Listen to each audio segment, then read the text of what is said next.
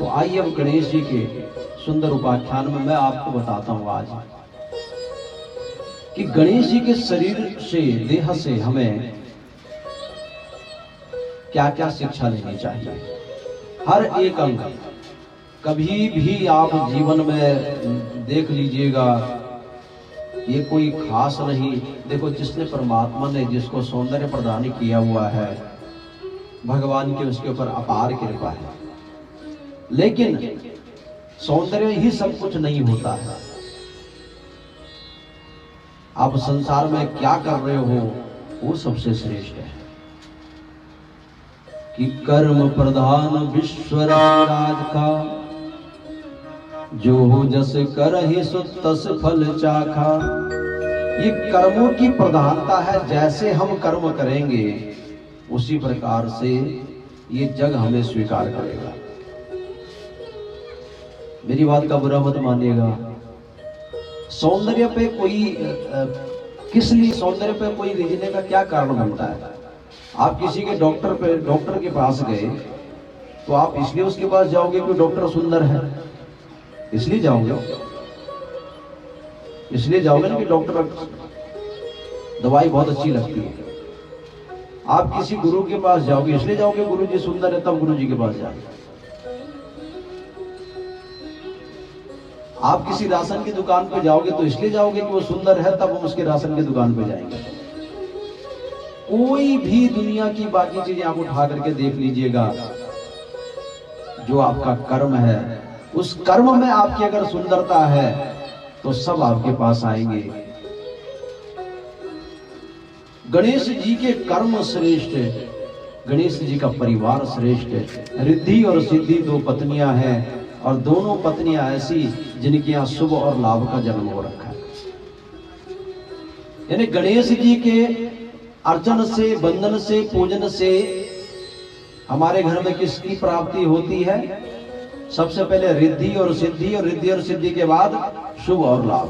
दीपावली में देखो सब लिखवाते ना शुभ लाभ, या जो लोग खाता खतौनी का काम करते हैं तो वो सबसे पहले लिखवाते हैं शुभ लाभ। भगवान गणेश के एक एक अंगों को आप देखिए। सबसे पहले भगवान गणेश की कान क्या है? बड़े बड़े, जैसे सूप होता है, और सूप हमेशा क्या करता है? सूप कबाड़े को बाहर फेंक देगा, अच्छी चीजों को अंदर ही रखेगा, है ना? जब हम सूप से कोई चीज को फटकते हैं तो अच्छी चीजें उसी में रख देगा, और जो उसका भूसा होता है या कोई भी चीज होती है उसको फटक के बाहर कर देगा। आप तो माताएं मैंने प्रयोग में करती होंगी, और कितना बढ़िया तरकीब होती है उस सूप की।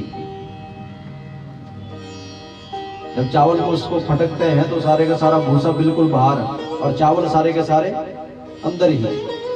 भगवान गणेश के कान हमें बताते हैं कि समाज में अनेकों अनेक चीज है, अपने कान इतने बड़े रखिए कि बेकार की चीजों को बाहर फेंक दीजिए, और जो अच्छी चीजें उसको अपने अंदर धारण कर लीजिए।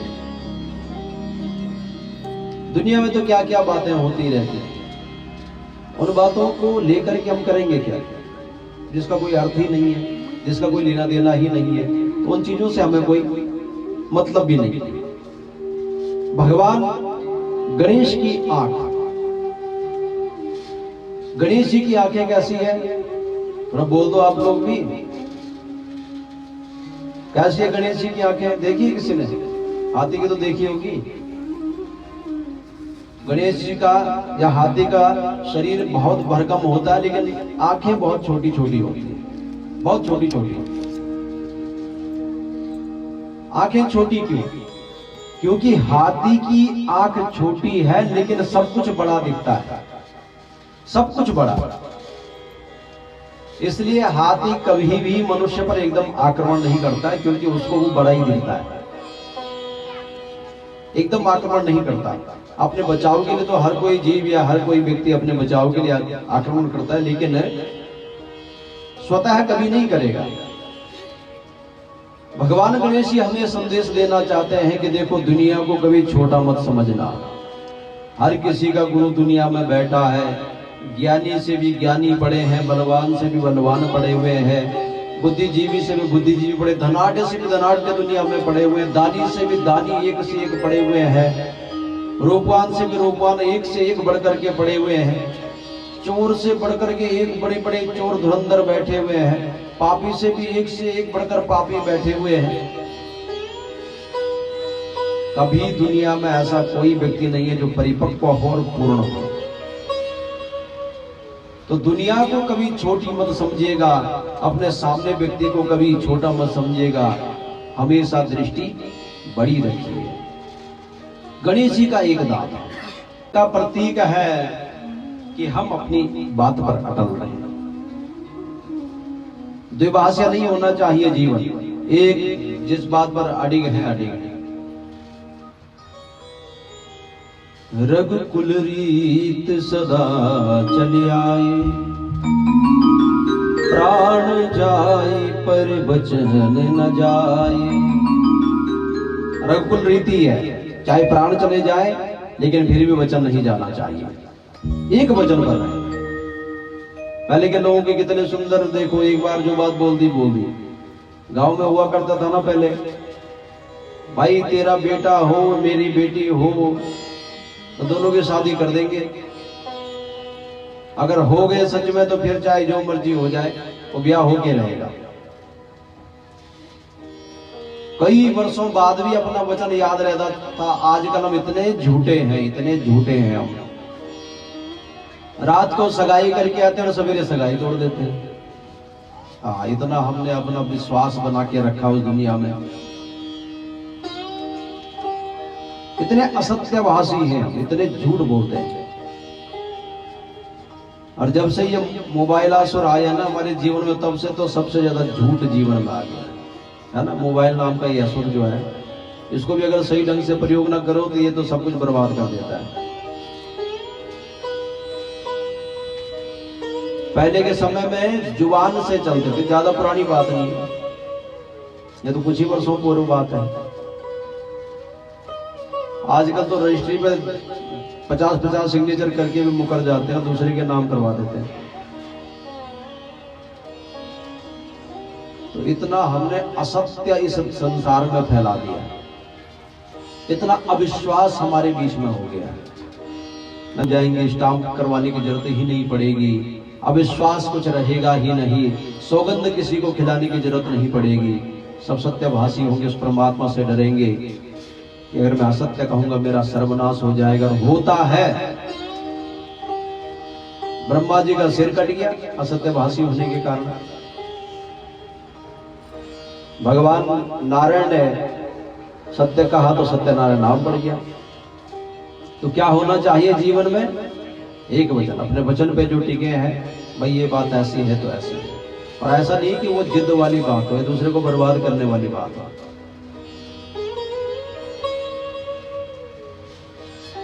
भगवान की सूंड बड़ी लंबी है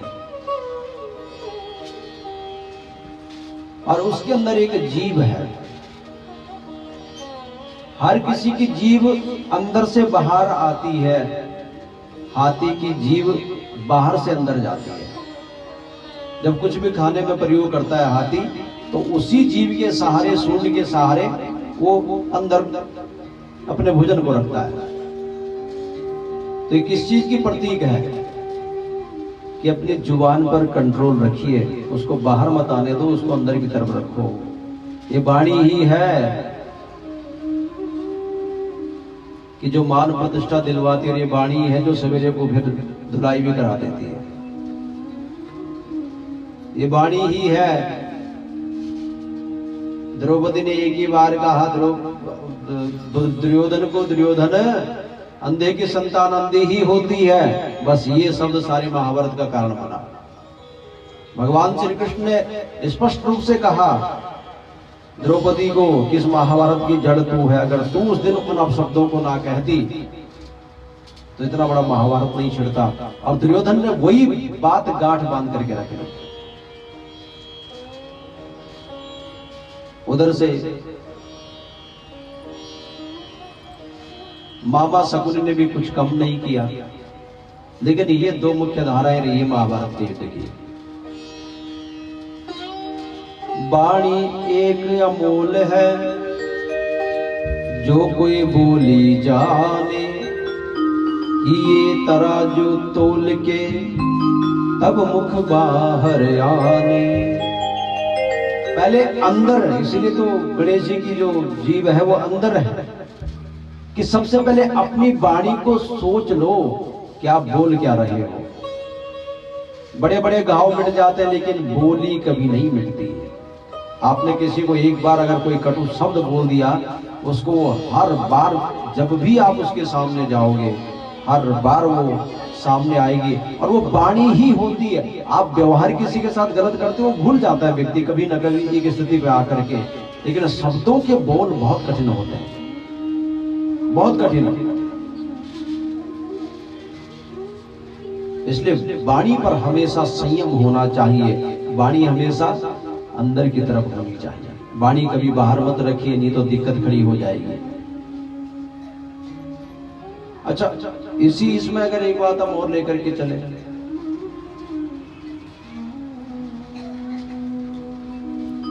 जो व्यक्ति बहुत कम बोलता है उसकी वाणी में उतना वजन होता है, और जो बहुत ज्यादा बोलता है उसकी वाणी का कोई वजूद नहीं रहता। अब बड़ बोला बोलता रहता है, इसका क्या है, इसकी बात को छोड़ो। और जो कम बोलता है उसकी वाणी को सुनने के लिए लोग तरस जाते हैं, और बुढ़ापा भी उनका ही अच्छा जाता है। जितने बुजुर्ग बैठे हुए वो जरूर इस बात को समझ लें, जिनके घर के बुजुर्ग बिल्कुल धीर गंभीर शांत चित्त होते हैं, उनका मान सम्मान पूरा होता है। और जिनके बुजुर्ग घर में आकर के कुड़कुड़ कुड़कुड़ कुड़कुड़ लगे ही रहते हैं, बस समझ लो वहां तो बस बुरा हाल ही है। इसलिए अपना बुढ़ापा अगर सही चाहते हो तो भगवान के ध्यान में लगो, अति आवश्यक है। घर की चिंताएं सब छोड़ दो, बहू जो करे ठीक है बहू करो, अब हमने जितना करना था कर दिया, अब आपका काम है। बेटा जो कर रहे ठीक है बेटा, जो आपने करना करो। आप घर के जज हो, आप घर की बॉस हो। अगर बॉस हर जगह इंटरफेयर शुरू कर दे तो फिर बॉस की कोई इज्जत नहीं रहती, मान सम्मान नहीं रहता। बॉस के पास तो आखिर में जाकर के फैसला होता है, और बॉस ज्यादा नहीं बोलता, बॉस ने अपना फैसला देना, भाई ऐसा बात खत्म, बस होगी इतनी बात। आप घर के क्या हो, बुजुर्ग कौन है घर के, बॉस है, वो जज है घर के। अंत में कुछ बोले, कुछ अगर बोलना ही है, नहीं तो धीर गंभीर है। तो इसलिए कम बोलने की, धीर गंभीर होने की आदत डालना। वाहन चूहा है। अच्छा, एक बाड़ी से एक बात याद आई। कई लोग बड़े चुगलखोर होते हैं, है ना, वो इतने चुगलखोर होते हैं, उनको रात को नींद नहीं आती जब तक इधर की बात उधर न कर दें। वो आप देखिएगा बहुत सारों की जिंदगी में ऐसे ही होता, कुछ बात कहीं पता चल गई तो हजम ही नहीं हो, इधर उधर भागेगा, कहां जाकर के बताएं, किसको जाकर के बताएं। एक बेचारे नाई को ऐसी आदत पड़ी, उनको खबरी बोलते हैं, चुगलखोर, पर कटिंग बहुत बढ़िया करता था। राजा को पता चला कि ये कटिंग बहुत अच्छा करता है, उसको राज दरबार में बुलाया। लेकिन कमजोरी हर किसी की होती है, कुछ ना कुछ भगवान कमी तो रखता ही रहता है। तो राजा ने कहा, बोले मेरे बाल काटने हैं। तो ठीक है महाराज, ये तो मेरा जीवन का अहो भाग्य है, जरूर जरूर आपके बाल काटेंगे।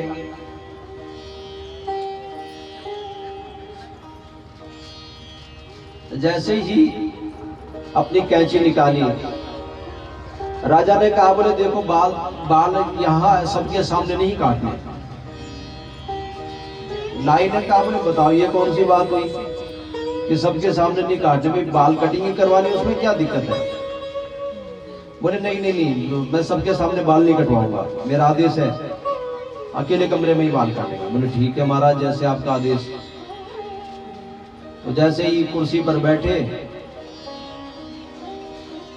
कुर्सी पर बैठ करके राजा ने कहा, बोले कैंची तब निकालना, पहले मेरी बात बड़ी ध्यान से सुन ले। तो मेरे ना सिर पे 2 सींग परमात्मा ने पता नहीं कैसे दे रखे, बड़े छोटे छोटे हैं 2 सींग।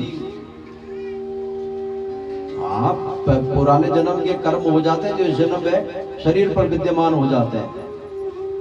ऐसी घटनाएं कई घटती है। तो राजा के 2 सींग, वो बड़ा हैरान हो गया, राजा के सींग देख, अगर तूने किसी को ये बात बताई, अब तो नाई है तो देखेगा ही देखेगा, अगर तूने ये बात किसी को बताई तो उसी दिन तेरी गर्दन काट दूंगा। और नहीं महाराज, मुझे क्या जरूरत पड़ी हुई है, मैं आपके इस गुप्त रहस्य को और दुनिया में उजागर करूं, मैंने अपनी मौत थोड़ी बुलानी है, आप बेफिक्र रहिए। राजा ने कहा चलो ठीक है, डर गया ये, अब तो किसी को बताएगा नहीं। कटिंग कुटिंग हुई, घर पहुंचा तो घर में चैन ना पड़े। राजा के 2 सींग है, राजा के 2 सींग है, राजा के 2 सींग है। अब सोचा कि अगर पत्नी को बताऊंगा, पत्नी को बात वैसे हजम नहीं होती। हाँ वो अरे बहन के चक्कर में ना सारे गांव में बात चली जाती है। अरे क्या बताऊं तुझे बस, और वो क्या बताऊं के चक्कर में सब कुछ बड़े सरल हृदय से सबके पास वो बात चली जाती है। राजा ने उस नाई ने सोचा हजम नहीं हो रही है बात, क्योंकि वो अशांति है मन में। अच्छा सोने को गया, लत होती है ये। अब बहुत सारे कहते हैं जब तक सवेरे बीड़ी न पिए पेट साफ नहीं होता। अब भगवान जाने उसमें कौन सी दवाई है?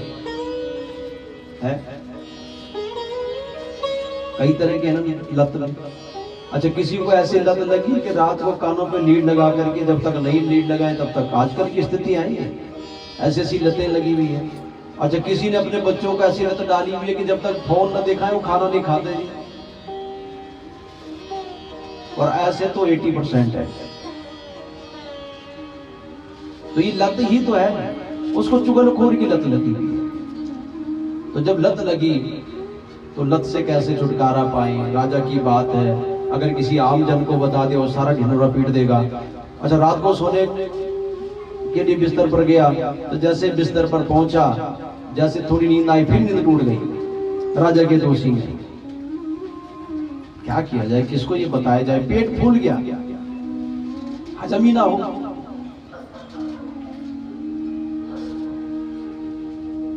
अरे गणेश जी के पेट का प्रतीक है कि दुनिया की इन सब बातों को जितनी भी आपको सुनने में आए उसको कानों के द्वारा लो और पेट में हजम कर जाओ। इधर उधर की जो व्यक्ति करते हैं वो कहीं के नहीं रहते। उनको कोई पास बैठाने के लिए राजी आ गया चुगलखोर कहीं से, और फिर वहां की बात आकर के आपको सुनाएगा, आपसे उठा कर कहीं और जगह उसको जाके प्रचार प्रसार कर देगा। तो रात को उठा, उठने के बाद घर से थोड़ी दूरी पर एक बहुत पुराना पेड़ लगा हुआ था। तो उस पेड़ को ही सुना दिया, बोले राज बताइयो मत किसी को, राजा के 2 सींग हैं, 2 सींग। इधर उधर देखा कोई है ही नहीं, चलो पेड़ से तो निकली, अब इस पेड़ तक चली गई, जाकर के खूब बढ़िया नींद आ गया। हाँ सुना दिया। कुछ वर्ष पूर्व ही वो पेड़ सूख गया बेचारा। जब पेड़ सूखा तो ढोलक वादक ने, जो ढोलक बनाते हैं, उन्होंने उस पेड़ को चीर करके और उस लकड़ी की ढोलक बना दी। अब वो अच्छे कोई संगीतज्ञ के पास ढोलक चली गई, जो राजा के दरबार में ढोलक बजाता था। नई ढोलक लेके गया, आज बहुत बढ़िया ताल बजाऊंगा, राजा भी झूम जाएंगे। अब राजा को देख करके वो लकड़ी, ओहो यही राजा है। अब जैसे ही थाप दी तो राजा के 2 सींग हैं। अब जितनी बार वो ताल बजाए उतनी बार निकले ताल से कि राजा के 2 सींग हैं। ढोलक साक्षात सरस्वती का रूप है, ढोलक बोलता है। हमारे यहाँ उत्तराखंड और यहाँ ढोलक तक बोल रहा है कि राजा के 2 सींग हैं। अब उसको बुलाया तुरंत सभा में, बोले इधर आ, जब तुझे मैंने कहा था कि मैं तेरी गर्दन काट दूंगा तो तूने क्यों बताया किसी को कि राजा के 2 सींग हैं? महाराज मैंने किसी को नहीं बताया, और ऐसे व्यक्ति को तो किसी को नहीं बताया जो कहीं आगे बताया। तो बोले किसको बताया? बोले मैंने पेड़ को सुनाया था। बोले तेरा भगवान भला करे, वो पेड़ी यहाँ सबको ढिंडोरा पीट रहा है, ये राजा के 2 सींग हैं, राजा के 2 सींग हैं। अब कैरवा बजे तो उसी में बजे, दीप चंदी बजे तो उसी में बजे। राजा ने कहा बोले उसको तो लटकाओ फांसी, बड़ी बदनामी करवा दी मेरी। तो इसलिए बातों को हजम करना सीखे, इधर की उधर जो बातें होती है घर के घर बर्बाद हो जाते हैं। गणेश जी का पेट क्या कहता है, धीर गंभीर होकर के बातों को पेट के अंदर रखे। भगवान जी गणेश जी का वाहन कौन है, मूसा, चूहा। चूहे की एक आदत आपने देखी होगी, चूहा चीजों को खाता नहीं है, खाता तो उन्हीं चीजों को जो खाने वाली चीज है, कुतरता सब कुछ है, जो मर्जी चीज हो उसको कुतरता ही है, हर किसी चीज को कुतरता है। लकड़ी हो उसको कुतर देगा, किताबें हो उसको कुतर दे, कुतर के वही छोड़ता है। तो हमारी बुद्धि क्या है, ये कुतर की बुद्धि है, ये तर्क वितर्क करती रहती, अच्छा काम कुछ नहीं। सत्संग में आए, सही सत्संग प्राप्त हो, उस सत्संग का प्रचार प्रसार करो, वो सत्संगी बुद्धि है। सत्संग में आकर के भी मन इधर उधर भाग रहा है, सत्संग में भी आकर के दुनिया की बातों को हम सोच रहे हैं, सत्संग में आकर के हम ये सोच रहे हैं कि अब कल रात सुना वो मेरे बारे में बोल रही थी, बस सत्संग से जाऊंगी और उसके पहले तो सबसे पहले उसी का याद ठीक ठाक करूंगी, बड़ी चुगलखोर है। तो जब वही बातें अगर चलती रहे तो फिर सत्संग का तात्पर्य ही क्या हो गया। ऐसी बुद्धि को गणेश जी कहते हैं, ऐसी बुद्धि के ऊपर मैं सवार हो जाता हूं, जो कुतर की बुद्धि हो उसके ऊपर रिद्धि सिद्धि की स्थापना हो।